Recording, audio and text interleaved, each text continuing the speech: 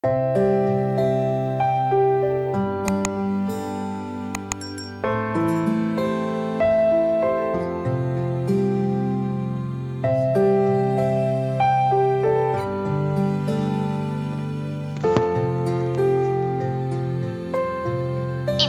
wa inna ilaihi rojiun. Waktu terus berganti, tetapi hatiku masih tertinggal di masa itu. Sepertinya hati ini memang tidak bisa dibuka lagi. Umi dan Abi kini sudah kapok menjodohkanku. Entah sudah berapa laki-laki yang disodorkan mereka padaku. Satu pun tak bisa kupilih karena memang itulah permintaan hati. 2 tahun sudah berjalan tanpa ada perkembangan dalam pencarian jodoh. Harapanku untuk bertemu lagi dengan Jason juga sudah sirna. 3 novelku juga sudah terbit selama 2 tahun ini. Kini aku fokus bekerja, berkarir, beribadah, dan mengejar pahala yang lain. Pak Rahman sudah menikah setahun yang lalu. Kini istrinya sedang hamil 8 bulan. Aku dengan Pak Rahman menjalani setiap hariku di sekolah itu dengan profesional seperti dulu. Sama ketika kami pertama kali bertemu sebagai guru dan kepala sekolah dulu. Hari ini keluarga besar pesantren ini berduka. Tak ada yang menyangka, Pak Yahya yang kemarin masih baik-baik saja berpulang tadi pagi. Meninggal di hari baik dan dalam keadaan baik. Dalam keadaan bersujud sedang memimpin jamaah salat subuh di masjid di dekat kediamannya. Aku sudah berwudu untuk ikut mensalatkan jenazah beliau. Umi dan Abi juga akan hadir sebentar lagi. Seluruh santri sudah siap menunggu jenazah yang akan disalatkan di lapangan sekolah ini. Pesantren yang didirikan Pak Rahman dengan uangnya sendiri, yang digratiskan bagi anak yatim dan orang miskin. Hatinya sungguh mulia. Banyak sekali kebaikan yang dilakukan semasa hidupnya. Semoga amal ibadahnya diterima di sisinya. Serinai ambulans sudah menggema, menjadi pusat perhatian bagi seluruh santri, guru, dan masyarakat yang sudah hadir di sini. Seketika sekolah ini berubah jadi lautan manusia. Banyaknya orang yang ingin ikut mensalatkan jenazahnya memperlihatkan betapa luas dan dicintainya beliau semasa hidupnya. Aku berjalan cepat ke arah ambulans. Di belakang ambulans itu ada mobil Pak Rahman. Terlihat Pak Rahman dengan istrinya yang sedang hamil besar keluar dari mobil itu. Disusul oleh Aisyah dan beberapa orang yang tidak kukenal. Aisyah turun dengan langkah gontai. Tentu dia sangat terpukul dengan kepergian orang yang sangat berarti dalam hidupnya itu. Aku segera menemuinya. Saat pandangan kami bertemu, dia langsung memelukku. Abi sudah gak ada. Nih, tangisnya di telingaku. Aku turut larut dalam suasana sedih itu. Tangisku juga tumpah di pundaknya. Syurga merindukan beliau, Aisyah, ucapku. Dia terus menangis. Jenazah Pak Yahya kini sudah digotong ke dekat kantor yang menjadi arah kiblat. Pak Rahman juga ikut mengangkat keranda dan berada di bagian paling depan. Kulihat matanya sembab dengan wajah memerah. Beruntung Pak Rahman sudah menikah. Paling tidak, Pak Yahya sudah menyaksikan salah satu anaknya mengakhiri masa lajang. Tiba-tiba aku ingat dengan Umi dan Abi yang juga menginginkanku menikah bahkan sudah beberapa tahun yang lalu. Sekarang sudah hampir 27 umurku. Bagaimana jika salah satu dari orang tuaku juga tidak berumur panjang? Ya Allah, aku tak sanggup membayangkannya. Aku berjanji, jika aku dijodohkan lagi maka akan kuterima daripada aku harus menyesal di akhir nanti. Salat dimulai. Isakan Aisyah masih terdengar hingga salat berakhir. Setelah salat, aku terus bergandengan tangan dengannya menuju pemakaman. Dia memintaku untuk ikut dengan mobilnya bersama dengan Pak Rahman dan istrinya, serta beberapa orang asing yang tadi datang bersama mereka. Entah bagaimana caraku melalui hariku tanpa Abi.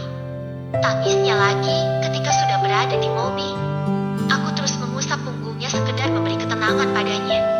Yang kuat, ya Aisyah. Insya Allah Pak Yahya sudah bahagia di tempatnya yang baru. Kita semua juga akan ke sana. Hanya tinggal menunggu waktu saja. Ucapku mencoba menghiburnya. Walaupun jika kejadian ini menimpaku, mungkin aku juga akan melakukan hal yang sama. Bahkan Abi gak sempat melihatku menikah. Tangisnya lagi. Hal yang tadi juga melintas di benakku. Kami semua berusaha menenangkannya hingga sampai di pemakaman. Sama seperti lapangan sekolah tadi, pemakaman juga seperti lautan manusia. Beberapa awak media pun terlihat menunggu di sana. Pemakaman berlangsung haru, lebih-lebih ketika Pak Rahman membacakan permintaan maafan untuk Abi tercintanya.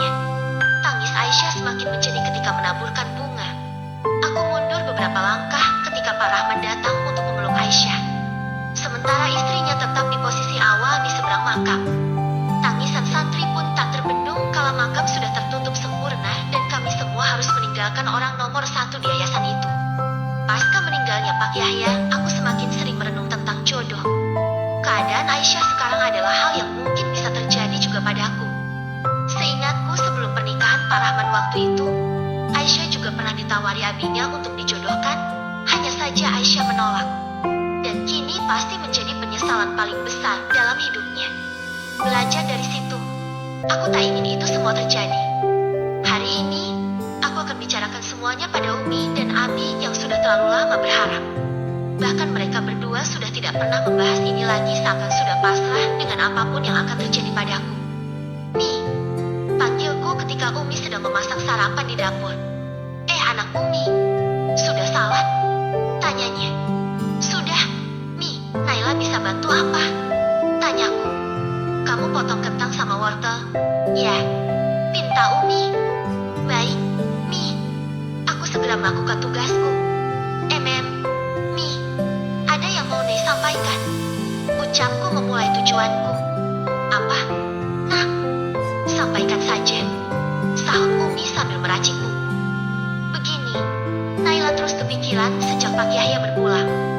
Mengingat Aisyah seumuran dengan Naila, dan kini salah satu orang tuanya sudah tiada sebelum dia sempat menikah. Naila takut itu juga menimpa Naila. Mi, karena kita nggak tahu kapan ajal menjemput, entah Naila, Umi atau Abi duluan yang pergi menghadapnya. Lirihku dengan tatapan yang sendu. Nih, kematian itu rahasia Allah, sama halnya dengan jodoh. Umi pun pernah berpikir hal yang sama. Namun kembali lagi pada yang tadi. Jika belum bertemu jodoh ya bagaimana? Semoga Aisyah menemukan jodohnya. Begitupun dengan kamu. Usia kalian saat ini sudah sangat matang. Umi menanggapinya dengan bijak. Mi, sekarang Nei siap dijodohkan. Nei gak ingin berlama-lama lagi. Ucapku lagi. Naila kesayangan Umi, serius apa yang kamu katakan itu? Nah, tanyanya lembut. Aku mengangguk pelan. Kali ini benar-benar aku pasrah. Tidak harus Umi dan Abi yang mencarikanmu jodoh. Jika kamu melihat ada seorang yang mungkin bisa jadi suamimu, katakan pada Abi biar Abi yang bicara dengan orangnya. Ucap Umi bersemangat. Jika Umi mengatakan seperti itu, sudah pasti aku ingin dinikahkan dengan Jason. Mi, tetapi kan percuma. Mi, sudah nggak ada restu dari Abi kan? Tanyaku. Umi tersenyum sambil meletakkan pisau. Sepertinya Umi ingin bicara lebih serius denganku. Umi lalu memegangi kedua bahuku. Sayang, jika kamu masih menginginkannya, Umi akan bicara pada Abi. Setelah beberapa tahun berlalu mungkin dia sudah mempelajari banyak hal tentang agama Islam. Kalimat Umi seperti mimpi bagiku. Ku coba mencubit tanganku berkali-kali dan kurasakan sakit setiap cubitannya. Naila gak mimpi, Mi? Serius, Mi? Tanyaku sambil melompat tinggi setelah Umi melepaskan bahuku. Iya, nak. Iya. Tegas Umi sambil tersenyum melihat tingkahku. Sekarang juga Umi akan bicara pada Abi. Kamu lanjutkan membuat supnya. Ya. Umi ke kamar dulu. Pamitnya. Iya, Mi. Iya. Semangatku kembali. Aku melanjutkan memasak benar-benar dengan gembira. Jika memang ada restu dari Umi dan Abi, ke ujung dunia pun akan kucari sosok yang pernah menjadi pujaan hatiku itu. Karena aku hari ini sangat bahagia. Kubuat bunga dari tomat dan cabai sebagai hiasan sarapan pagi ini. Kutata begitu cantik dengan daun seledri di sekitar bunganya. Kusajikan sambil bersenandung di meja makan. Setelah semua terhidang dengan nasi dan peralatan makan, aku memanggil orang paling spesial dalam hidupku itu. Umi, Abi, sarapannya sudah siap. Soraku. Bismillah. Semoga rayuan Umi ke Abi kali ini membuahkan hasil. Usai mengucapkan doa itu, Umi dan Abi langsung keluar dari kamar dan duduk di meja makan. Wah, berasa sarapan di restoran ya, Mi. Puji Abi. Anggap saja begitu, Di. Tetapi Abi harus membayarnya dengan berita gembira untuk Naila. Tagihku. Abi dan Umi serentak tertawa lalu mengambil sup bergantian. Gimana, Mi? Kata Abi. Desakku.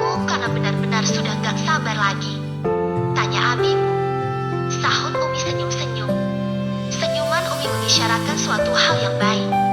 Gimana, Bi? Kini kulontarkan pertanyaan itu pada Abi. Apanya? Tanya Abi bercanda. Ih, Abi, renyekku. Melihat sejauh ini, kamu gak pernah mau lagi dijodohkan setelah gagal ta'aruf dengan Rahman. Maka, sekarang Abi serahkan semuanya padamu. Ucap Abi. Ingin rasanya aku melompat sekali lagi. Abi, benarkah? Aku boleh mencari Jason? Tanyaku kegirangan. Iya, tetapi dengan syarat, dia sudah beragama Islam dan sudah mendalaminya. Raut wajah Abi berubah serius ketika mengatakan itu. Iya, Bi, iya. Sahutku lalu berlari memeluknya. Mumpung masih pagi, aku akan mencari Jason hari ini juga.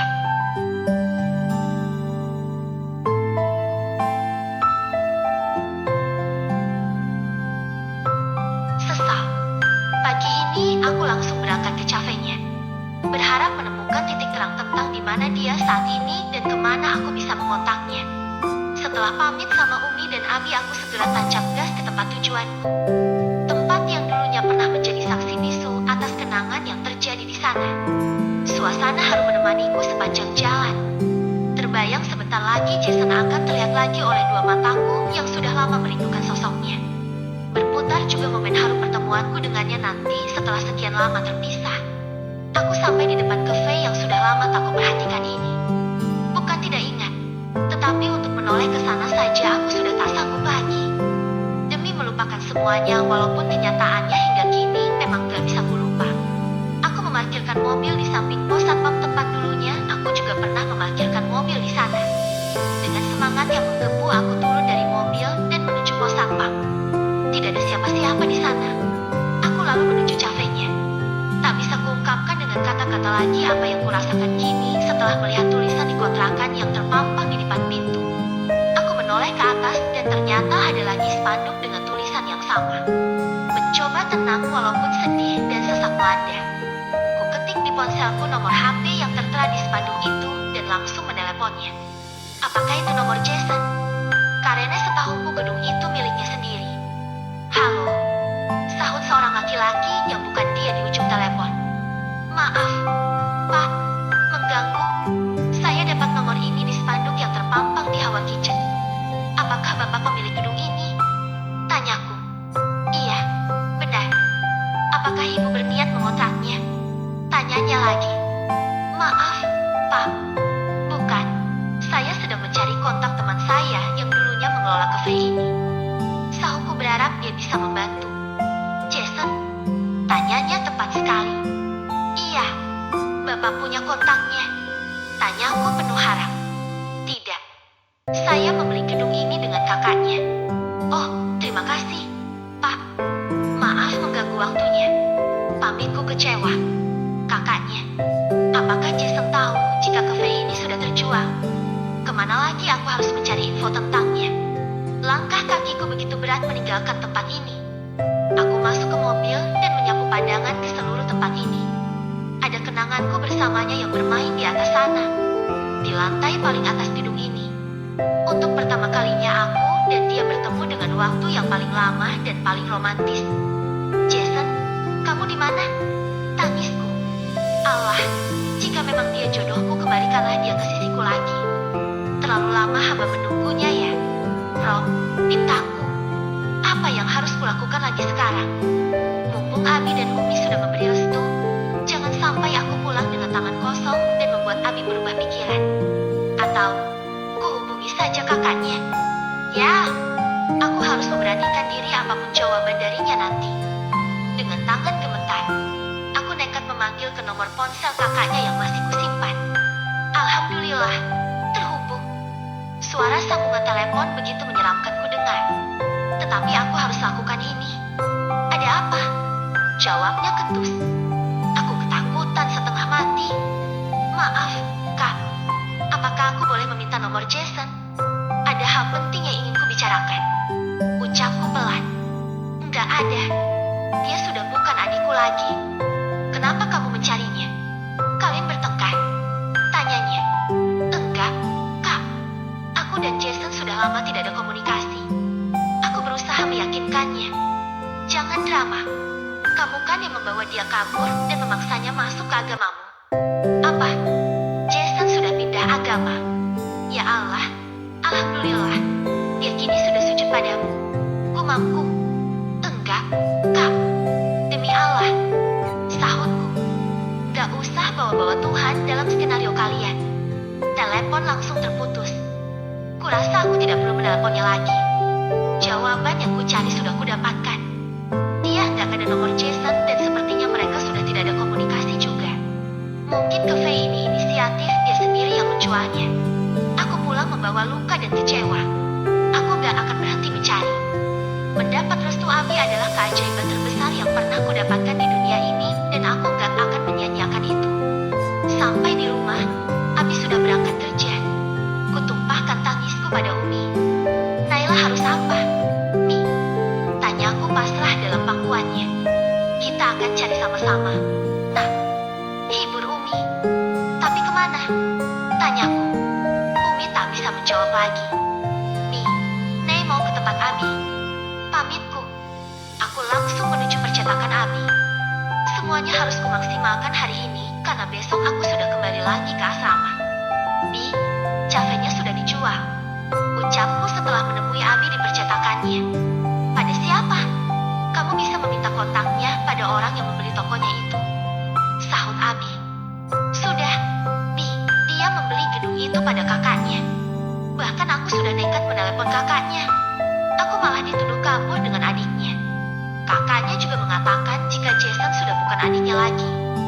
Satu-satunya kabar baik yang kudapat adalah Jason sudah masuk Islam, Bi. Seruku dengan linangan air mata. Ternyata dia sudah menjalankan nasihat Abi.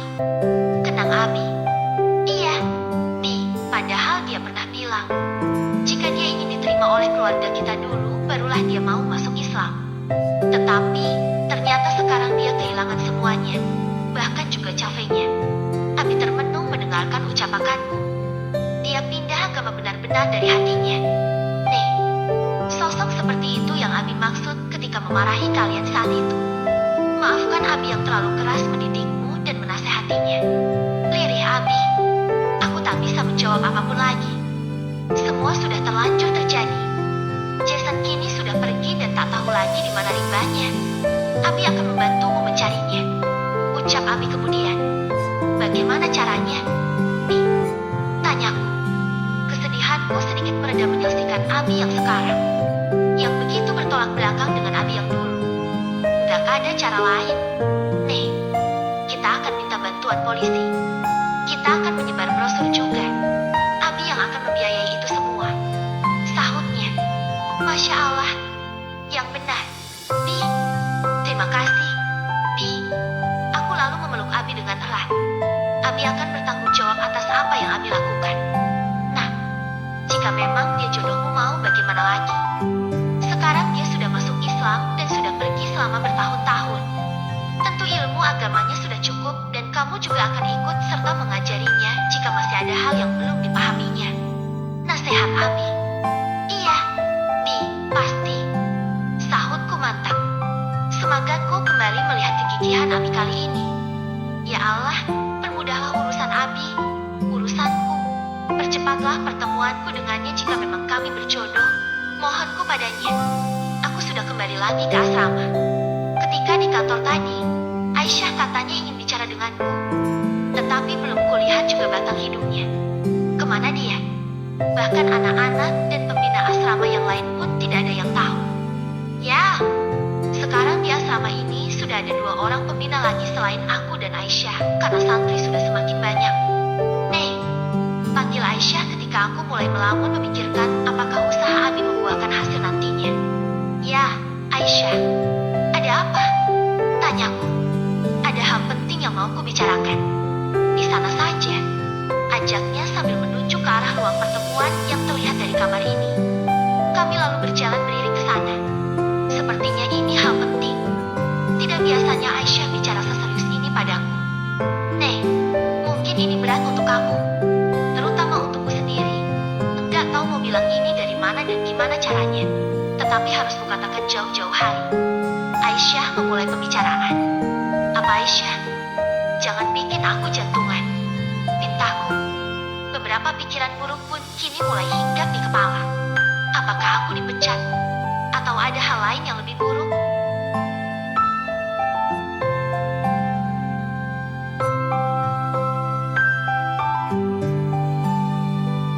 Pamit. Setelah kepulangan Abi, aku seperti kehilangan separuh dari jiwaku. Ada rasa bersalah dan penyesalan juga yang terasa karena aku belum juga menikah. Oleh karena itu, kuutarakan perasaanku ini pada Bang Rahman dan Umi. Berita mengejutkan ku dapat kalau ternyata Abi sudah menjodohkanku dengan seseorang yang saat ini masih menyelesaikan pendidikannya di Mesir. Aisyah mulai bercerita. Wah, Aisyah, kamu mau menikah? Ucapku dengan mata berbinar namun berkaca. Ada perasaan senang namun juga sedih. Aku senang sahabatku akan punya pendamping hidup. Tetapi tentu saja aku akan merasa sangat kehilangan. Sudah hampir 2 tahun aku dan Aisyah tinggal bersama, bahkan sekamar. Tiba-tiba sekarang berpisah, walaupun perpisahan itu pasti di setiap pertemuan. Mungkin ini juga yang dulu dirasakannya ketika aku hendak dihitbah oleh abangnya sendiri. Rasa kehilangan bercampur dengan kebahagiaan. Tetapi aku masih takut, Nei. Takut jika tidak cocok. Takut jika tidak sesuai kriteria, dan takut jika tidak bisa mencintainya. Keluhnya. Aisyah, itu juga yang kurasakan ketika dijodohkan dengan Pak Rahman dulu. Namun kembali lagi ke niat kita untuk menikah, yaitu untuk melakukan sunnah, untuk mencari pahala. Aku awalnya dengan Pak Rahman, semuanya juga terasa tak mungkin. Tetapi setelah menjalani ta'aruf, sedikit rasa itu mulai tumbuh. Itulah gunanya ta'aruf. Kenangku. Sayangnya Bang Rahman memutuskan untuk membatalkannya. Maafkan Bang Rahman ya, Naila. Sesalnya. Enggak ada yang salah dalam kejadian itu, Aisyah. Yang salah itu adalah jika hati berkata tidak namun tetap melanjutkan hubungan hanya karena enggak berani jujur atau karena ada alasan lain. Papaku sambil mengingat kesalahanku sendiri yang hampir saja berakibat fatal. Tetapi nyatanya sampai saat ini kamu masih sendiri. Kamu belum membuka hati lagi. Nih, lirihnya.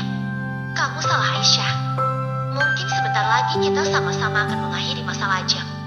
Ucapku tersenyum sambil menghibur hati kami berdua. Padahal pernikahanku masih sangat jauh dan belum jelas. Benar kan? Dengan siapa? Kenapa tidak memberitahuku? Kamu curang sekali. Cecarnya. Namun sorot matanya terlihat begitu bahagia. Doakan saja, ya. Mungkin aku akan kembali dengan lelaki yang kuceritakan di novelku yang pernah kamu baca dulu. Sahutku. Yang non-muslim itu, abimu sudah merestuinya. Apakah dia sudah mualaf? Cecarnya lagi. Iya, Aisyah. Alhamdulillah. Dia sudah mualaf. Aku dapat kabar ini kemarin dari kakaknya. Restu Abi baru kemarin terucap di bibirnya. Aku ingin memberitahumu hari ini, tetapi karena kamu juga ingin menyampaikan perjodohanmu, aku jadi melupakannya. Aku dan Aisyah kini terlibat dalam obrolan hangat. Semoga saja aku dan dia sama-sama bisa mengakhiri masa lajang di tahun ini. Tadinya aku sedih meninggalkanmu di sini. Naila, ternyata kamu juga akan mengakhiri masa lajang. Ucapnya bahagia. Tetapi ini belum pasti. Doakan yang terbaik, ya. Pintaku. Kenapa? Tanyanya. Karena aku masih belum menemukannya. Aku mencoba mencari ke kafenya, ternyata tempat itu sudah dikontrakan. Aku mencoba menelepon kakaknya, katanya mereka juga sudah lama tidak berkomunikasi. Oh iya, tiba-tiba aku mengingat sesuatu. Kata temanku yang pernah membantuku menemuinya, dia sekarang pindah ke London ke tempat kakeknya. Dan beberapa hari setelah bukuku tentangnya open pre-order, satu orderan masuk dari London. Kamu mau nyusul ke sana? Tanya Aisyah polos. Ya enggak lah. Aku akan mengirimkan surat ke sana. Aisyah, sebentar. Aku akan menelepon karyawan Abi. Ucapku sambil berlari ke kamar mengambil ponselku lalu menelepon marketer percetakan Abi. Halo, Assalamualaikum. Sapanya di sana. Waalaikumsalam. Aku mau minta alamat pemesan buku novelku yang dari London waktu itu. Masih ada? Tanyaku penuh harap. Bisa, Kak. Nanti kukirimkan lewat chat ya. Pintanya. Oke, terima kasih banyak. Sahutku mengakhiri telepon dengan salam. Semoga cepat ketemu orangnya. Nih, ucap Aisyah yang sudah berada di belakangku. Amin Allahumma amin, ucapku. Perpisahan santri digelar hari ini di sekolah. Aku duduk di deretan kedua bersama semua majelis guru, sedangkan Aisyah di deretan paling depan sejajar dengan pejabat yayasan, pemuka agama, tokoh masyarakat, dan tamu dari dinas pendidikan. Pembukaan berlangsung lancar. Kini saatnya penyampaian kata sambutan yang diawali oleh kepala sekolah, jajaran, dan tamu-tamu penting. Setelah mereka semua, kini giliran Aisyah selaku kepala pembina asrama. Aisyah ke depan dengan tenang setelah namanya dipanggil pembawa acara. Rasa haru hinggap seketika melihatnya berjalan. Mungkin ini adalah terakhir kalinya dia ada di sekolah ini karena tahun ajaran baru dia sudah tidak di asrama lagi. Assalamualaikum warahmatullahi wabarakatuh, ucapnya setelah mengambil posisi di atas pentas. Terdengar gemuruh seluruh hadirin menjawab salam darinya. Kata-kata mukadimah pun keluar lancar dari mulutnya yang memang sudah terbiasa bicara di depan ribuan orang. Sedikit memperkenalkan diri, Aisyah lalu mengutarakan pengunduran dirinya.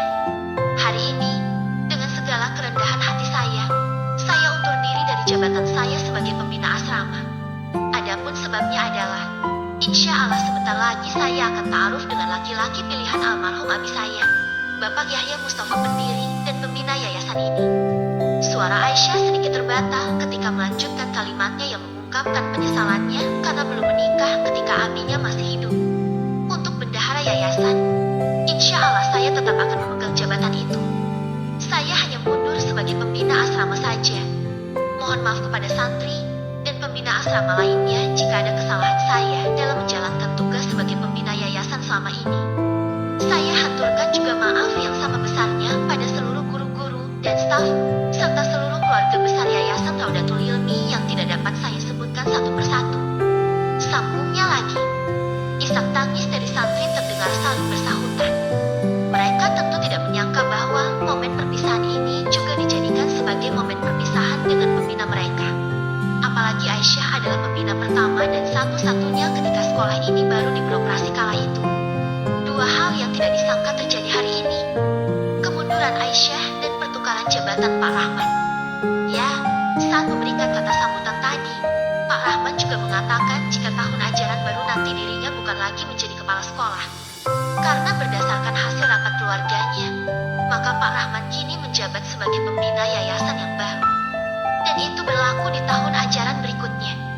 Setelah acara penyambutan, kini acara masuk ke inti, yaitu penyerahan santri kepada orang tuanya masing-masing. Hal ini menjadi momen yang paling mengharukan dan berkesan bagi seluruh santri yang sebentar lagi akan menempuh pendidikan yang lebih tinggi. Acara ini dipimpin oleh pembina OSIS. Surat balasan kuterima dari London. Benar, yang memesan buku itu adalah Jason dan yang menerima suratku adalah sepupunya. Namun untuk nomor ponsel Jason saat ini, wanita itu mengaku tidak tahu karena katanya Jason kesana sebentar saja sehingga mereka tidak sempat bertukar nomor telepon. Apalagi katanya mereka tidak terlalu dekat. Senjata kedua diluncurkan. Brosur pencarian orang hilang sudah dibuat Abi. Sayangnya, tidak ada satupun foto Jason yang tersimpan di ponselku. Seluruh media sosialnya juga sudah tidak ada. Akhirnya, dalam selebaran itu, hanya diberitakan bahwa kami mencari seorang bernama Jason yang menghilang sudah lebih dari 3 tahun lamanya. Ada ciri-ciri fisiknya juga disertakan di sana. Nomor ponsel Abi tertera di bagian paling bawah jika ada yang menemukannya. Atau jika dia sendiri yang melihat brosur ini. Selebaran ini sudah akan disebar mulai hari ini. Semoga saja ada kabar baik ku dengar setelah ini. Kata Abi, jika masih belum menemukannya, maka Abi belum kehabisan akal. Abi akan melibatkan polisi dan menerbitkan di media massa untuk mencarikan calon tulang punggung anak kesayangannya ini.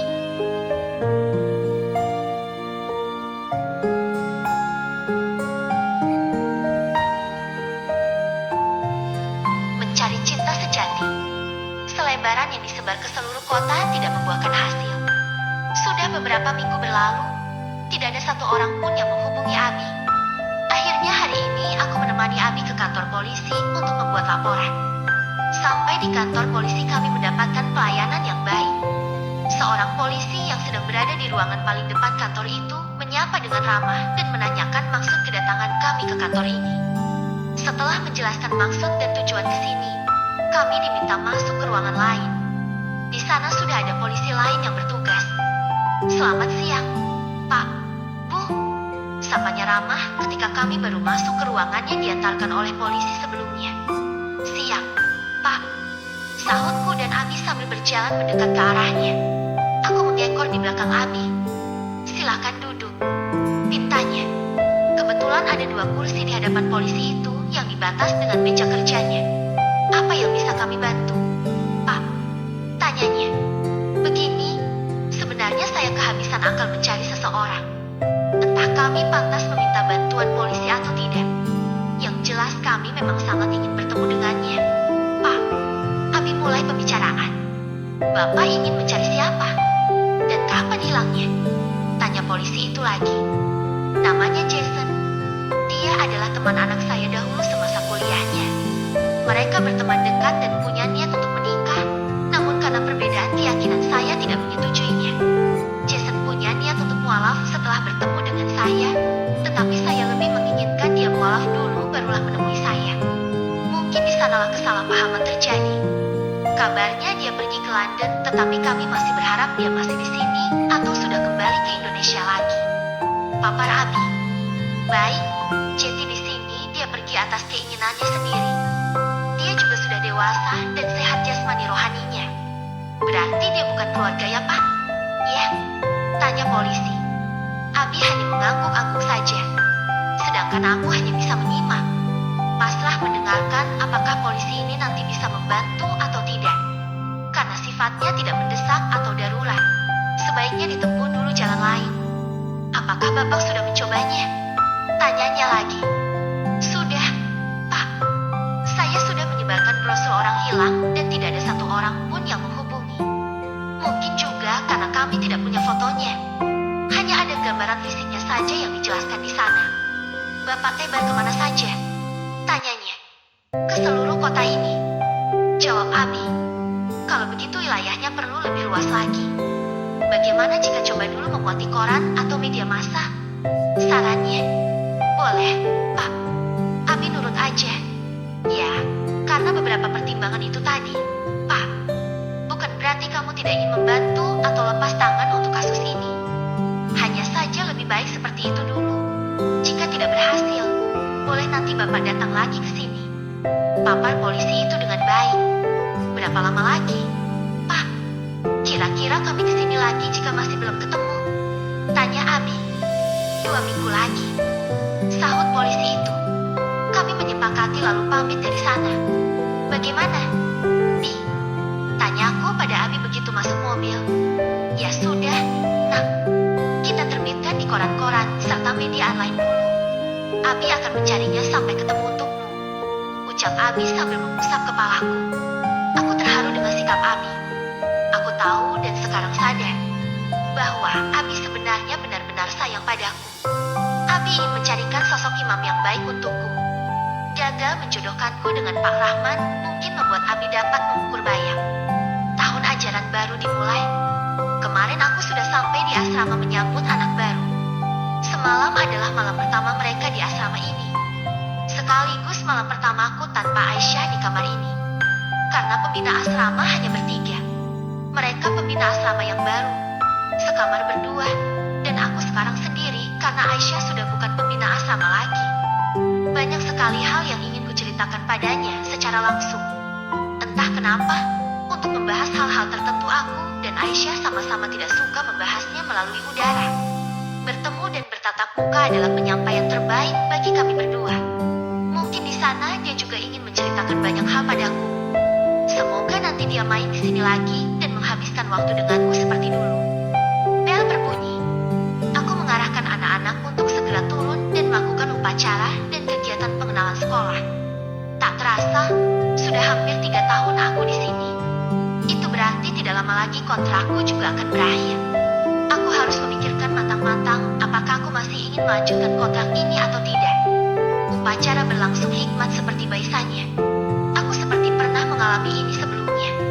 Suasana yang seolah kini terulang kembali. Masih dipimpin Pak Rahman sama seperti tahun-tahun sebelumnya. Selesai upacara, Majelis guru rapat yang seharusnya dipimpin oleh kepala sekolah. Namun masih jadi pertanyaan kami semuanya di mana kepala sekolahnya. Kenapa masih Pak Rahman yang memimpin upacara dan rapat? Seluruh guru sudah hadir di ruangan. Kepala sekolah dan wakil juga sudah siap untuk memulai rapat. Tim IT sibuk mengetes proyektor. Sepertinya akan ada yang ditampilkan dalam rapat ini. Rapat dimulai dengan doa. Setelahnya barulah Pak Rahman bicara. Bapak dan Ibu yang dirahmati Allah, terima kasih atas kedisiplinannya, atas kerja kerasnya selama ini. Sehingga sekolah kita saat ini sudah dikenal se-provinsi dan sudah banyak sekali mendapatkan piala. Kemenangan demi kemenangan ditorehkan dan itu adalah hasil didikan Bapak Ibu semuanya. Paparnya begitu semangat. Seluruh guru mendengarkan dengan seksama. Aku kini duduk sendiri di sini. Biasanya jika rapat Aisyah selalu memilih duduk di dekatku. Entah sedang apa sahabat baikku itu sekarang. Apakah dia sudah bertemu dengan calon imamnya atau belum? Terkait jabatan saya yang saat ini sudah bukan menjadi kepala sekolah lagi, tentunya Bapak dan Ibu bertanya-tanya, kenapa masih saya yang memimpin upacara dan rapat ini? Benar begitu? Tanyanya. Iya, Ustaz. Sahut beberapa orang guru. Aku hanya mengangguk. Jadi, kepala sekolah yang baru seharusnya memang sudah ada di sini. Tetapi kadarullah, beliau terdampak COVID-19 dan harus diisolasi dulu. Alhamdulillah, tadi saya komunikasi dengan beliau. Masih terlihat sehat, masih ceria seperti biasanya. Insya Allah nanti kita akan terhubung dengan kepala sekolah baru kita sebentar lagi. Ucap mantan kepala sekolah beranal satu itu. Terlihat pekerjaan tim IT sudah selesai. Laptop dan speaker sudah siap digunakan di samping alat pemancar. Layar wall screen kini sudah mulai menampilkan wallpaper laptop. Seluruh mata kini terfokus pada pantulan cahaya di sana. Sambil menunggu itu, pikiranku kini kembali terbang ke pencarian Jason. Kata Abi, besok sudah ada 10 media massa yang akan menayangkan berita pencarian Jason yang terdiri dari media cetak dan media online. Ganteng, ganteng banget. Ku dengar bisikan-bisikan guru-guru muda di sampingku. Aku melihat ke arah mereka. Kak, lihat. Ucap mereka padaku sambil menunjuk ke arah wall screen. Aku menoleh ke arah yang mereka perhatikan. Sepertinya jaringan masih bermasalah. Aku hanya melihat sosok laki-laki yang kepala dan badannya meleyoh. Namun bisa kulihat penampilannya yang memakai baju koko atau jubah dengan peci. Sepertinya jaringan kurang bagus. Bapak Ibu, tim IT akan berusaha untuk menyambungkannya lagi. Ucap kepala sekolah. 2 detik setelah itu signal kembali membaik. Mataku masih belum beranjak dari sana. Kedua bola mataku ingin meloncat dari cangkangnya ketika kulihat orang yang kucari kini berada di depan mata.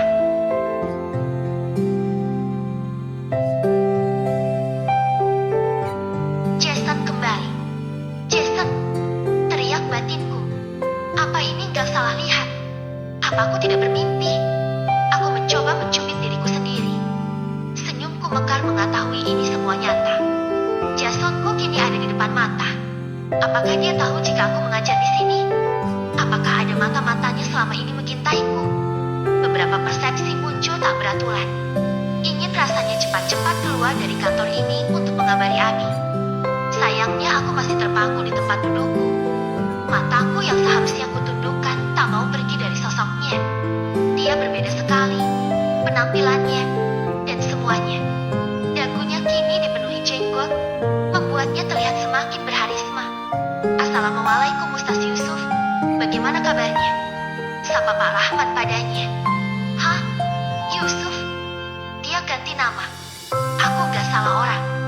Dia benar-benar Jason. Alhamdulillah, Ustaz.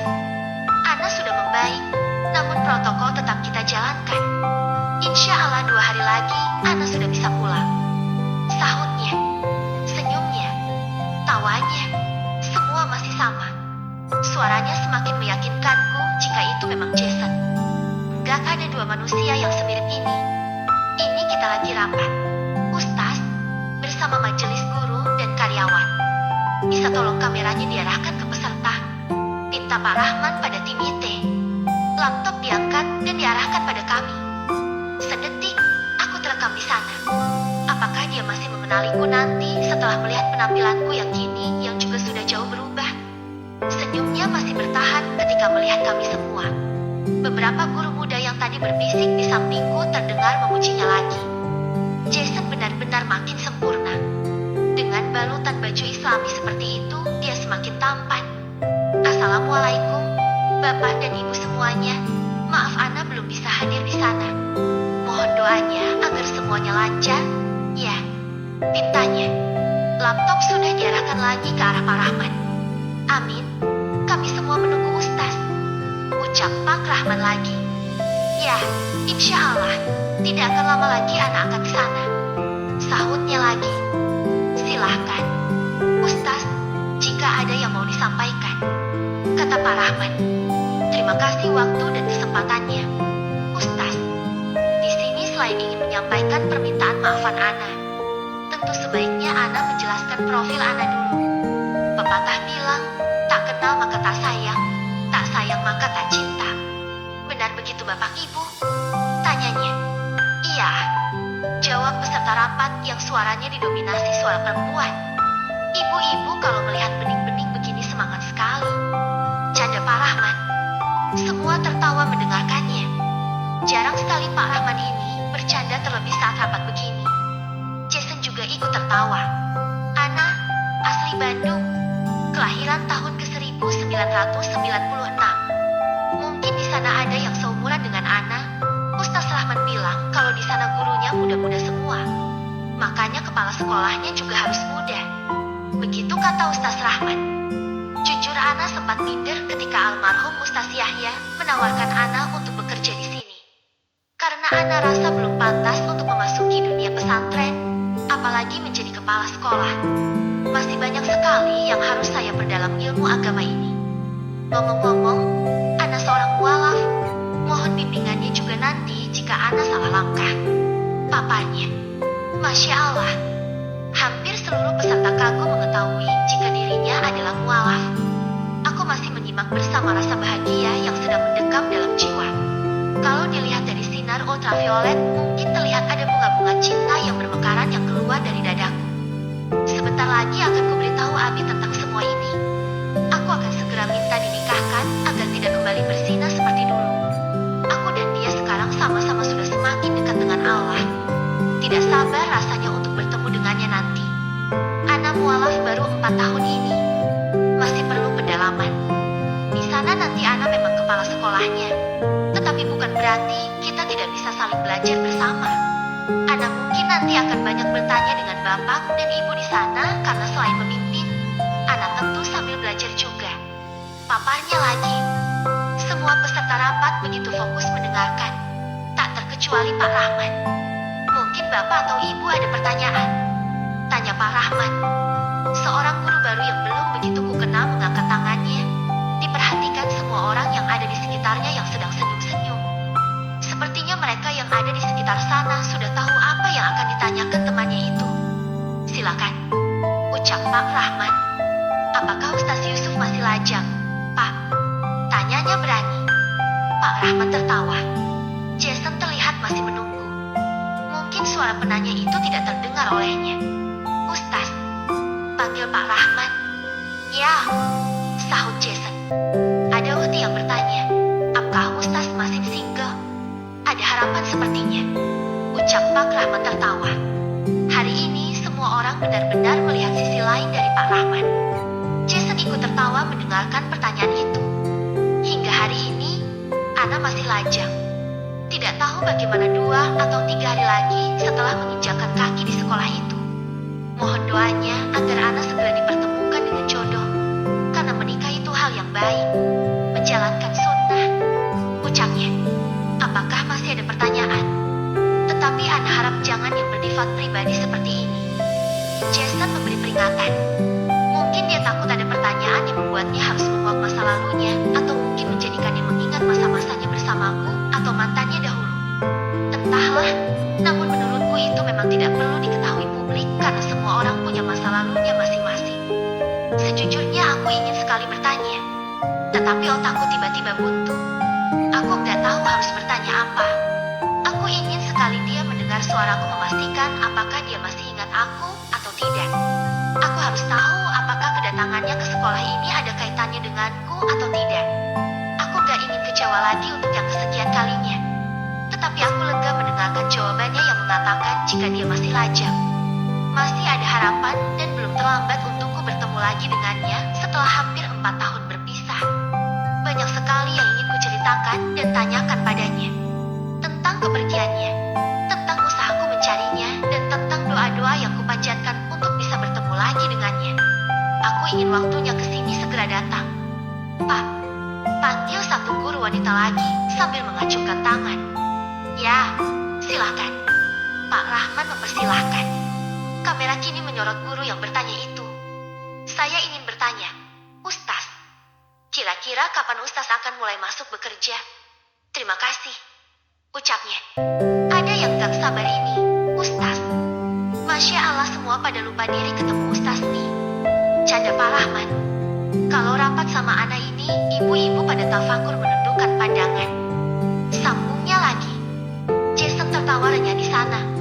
Mungkin karena melihat dia yang ramah dan humble membuat guru-guru jadi asyik.